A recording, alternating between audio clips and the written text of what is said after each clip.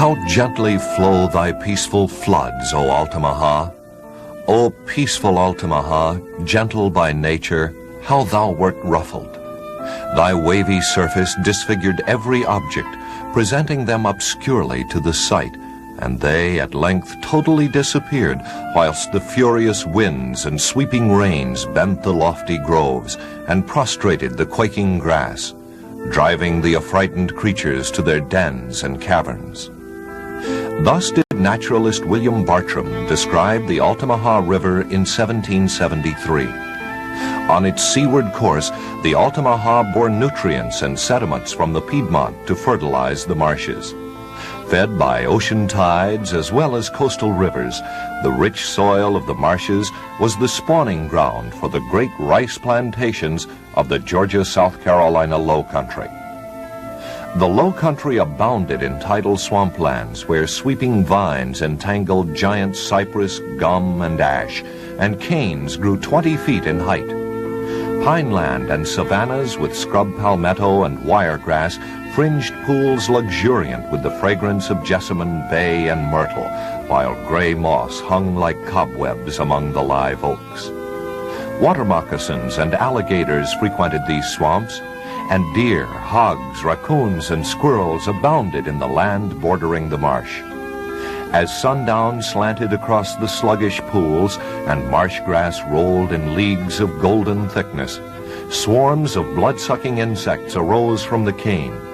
In this land of beauty, cloaked in hostility, rice would find its empire. It was in 17th century South Carolina that rice became a valuable commercial crop. Although the climate along the Georgia coast could support the growth of the grain, rice culture was slow to develop here. Profitable culture of rice required a large, cheap labor force and an abundance of land. In 1749, slavery was legalized in Georgia, and the following year, land restrictions were withdrawn, paving the way for the growth of a plantation system. By 1790, slaves constituted almost 70% of the Rice Coast population.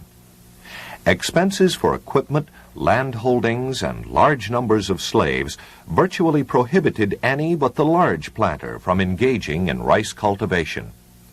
Rice planting was limited to a few wealthy planters and was further restricted geographically. Land suited for rice culture was found along a few rivers on the east coast, between the Cape Fear in North Carolina and the St. Johns in Florida. Rice land had to be close enough to the sea to be affected by the rise of the tide, and yet out of the reach of salt water, which would kill the grain. The Altamaha estuary, where Hofwyl-Broadfield plantation is located, was ideal. A tidal flow extending 8 to 10 miles upstream created a natural flooding of the land at high tide, which drained when the tide fell. Rice planters used this natural flood system to irrigate their crops. In laying out a rice plantation, planters first surveyed a course for the main embankment along the river.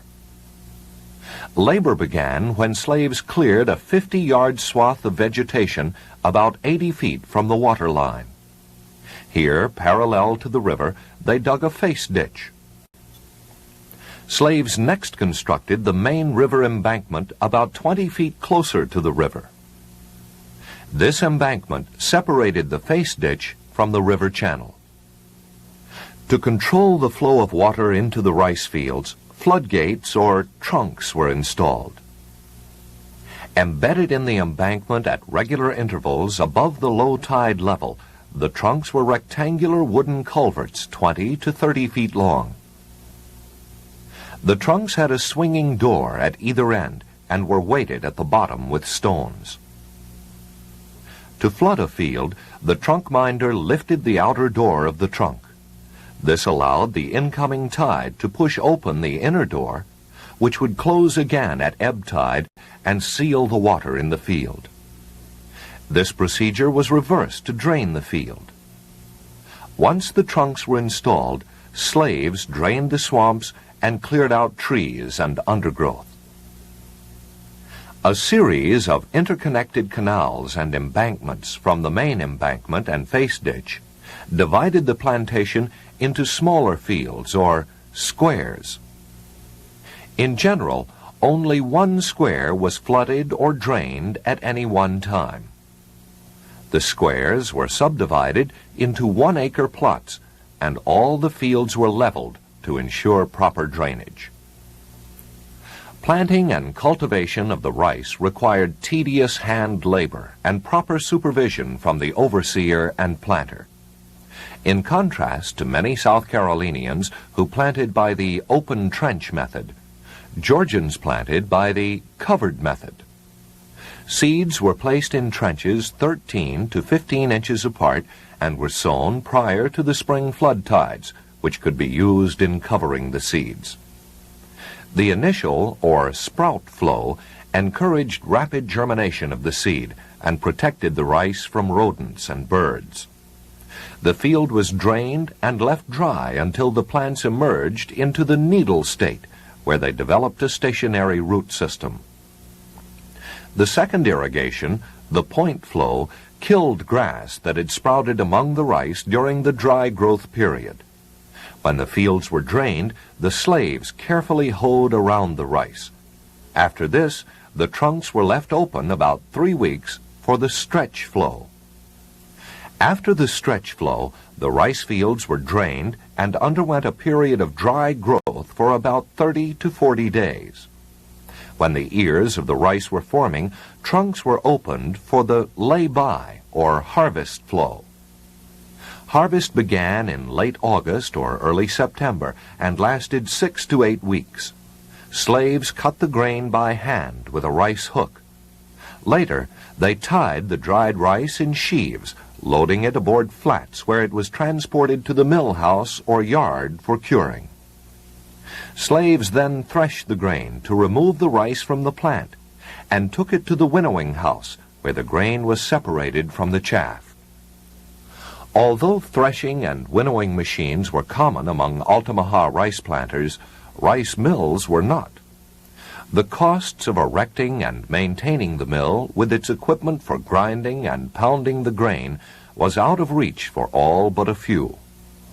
While many Altamaha planters sent their grain to the rice mill on Butler's Island, others transferred the winnowed grain to factors.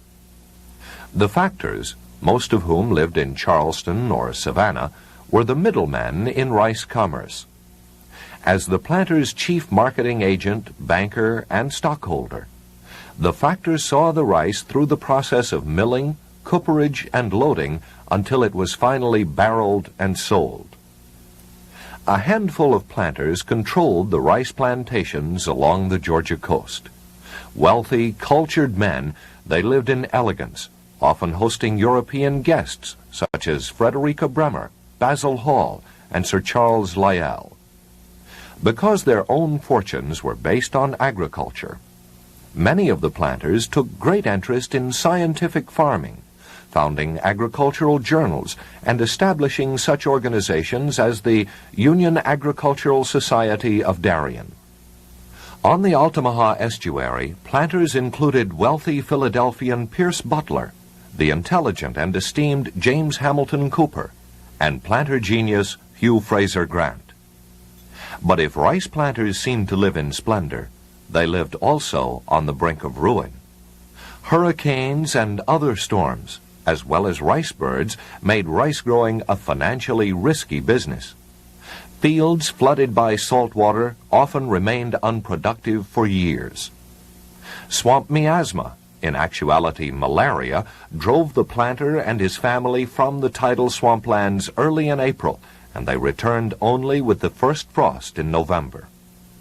The family took up second homes in the pinelands or on the coast, but the planter himself often returned to the plantation during this time, supervising the planting during the day.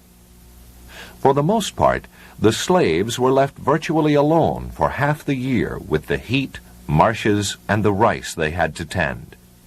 Because of exposure to malarial climates in Africa, many of the slaves had developed a generic immunity to malaria, allowing them to survive in the swamps where whites could not.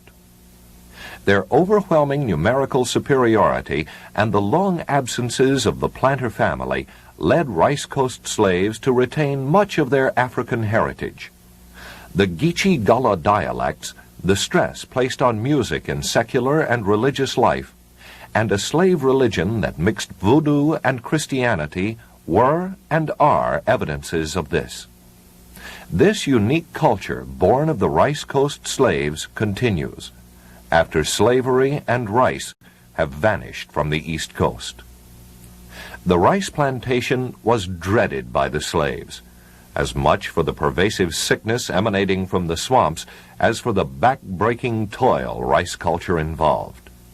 One observer commented, "If a work could be imagined peculiarly unwholesome and even fatal to health, it must be that of standing, like the Negroes, ankle-deep in water, which floats in oozy mud, and exposed all the while to a burning sun, which makes the very air they breathe hotter than the human blood. A more horrible employment can hardly be imagined." But there were slaves wielding some power on the plantation. The driver was foremost, serving as assistant overseer by day and keeper of discipline by night. The trunk minder, carpenter, blacksmith, boatmaster, and engineer were also important in the plantation hierarchy. Integrally bound to slave labor, coastal rice culture did not long survive the Civil War and emancipation.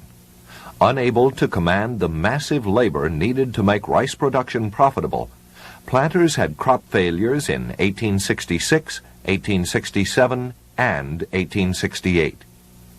During the 1880s, there was a 40% decrease in the acreage of rice planted in Georgia. At Hofwyl-Broadfield, James Troop Dent struggled to perpetuate the rice culture and its attendant lifestyle, but the winds of time and change were against him. Floods and storms swept the coast late in the 19th century, and widespread cotton planting caused erosion that deposited sterile soil on the marshes.